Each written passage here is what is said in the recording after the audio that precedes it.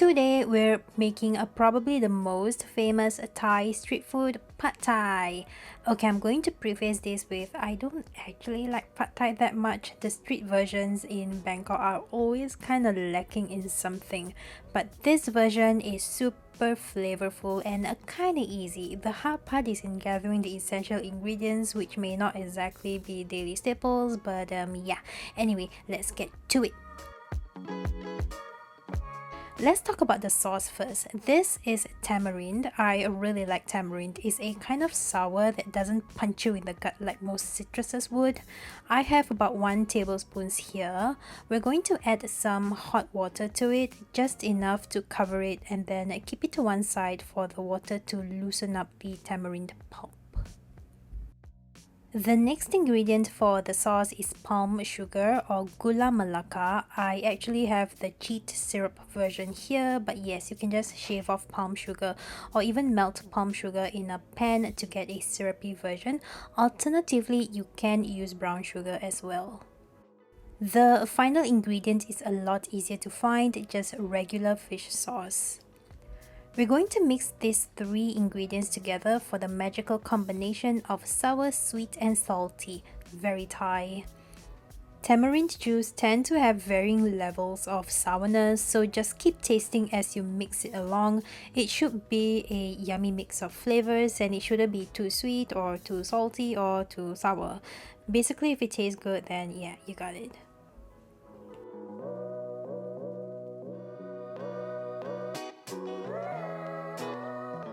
Another important ingredient is dried shrimps. This adds lots of umami to the dish. Wash this first and chop them up to smaller pieces like this. So those are really the more important but not as easily found ingredients that's gonna add lots of flavor to your Pad Thai. Then you're gonna need rice noodles, of course. I can't find the traditional Thai thin rice noodles, so I'm just using fresh kway teow rice noodles here. For protein, we have some tofu cut up into tiny cubes like this. And then I also have some fish cakes and shrimps. For vegetables, I have some garlic chives here, bean sprouts and some leafy greens. Optional, but I'll be adding some Thai bird's eye chilies for some spice. Then you're going to need your standard onions and garlic, and of course some eggs. Okay, let's start cooking. Heat some oil in a pan and then add in the dried shrimps, onions, garlic and chilies if you're using. We're going to let the dried shrimps kind of flavor the oil here. Once it's fragrant, go ahead and add in the tofu, the shrimps or prawns, and the fish cakes as well.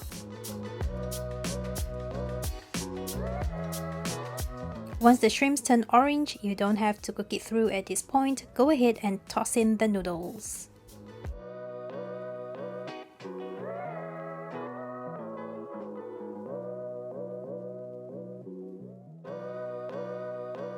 Egg time. Scramble in the eggs with the noodles here.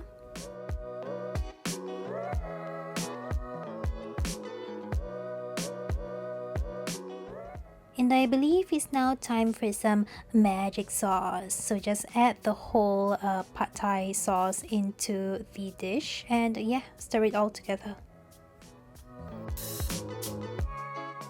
All your flavors are in this sauce, so you don't actually have to add in any more salt, sugar, etc. Which is why this is such an easy dish to make because your flavors are all pre-mixed. Anyway, go ahead and stir it well just so the flavors incorporate, and then finally we add in the veggies.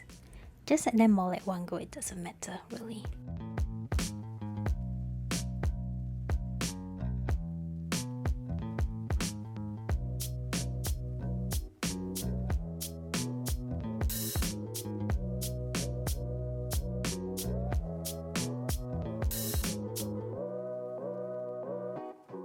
And yay, you're done!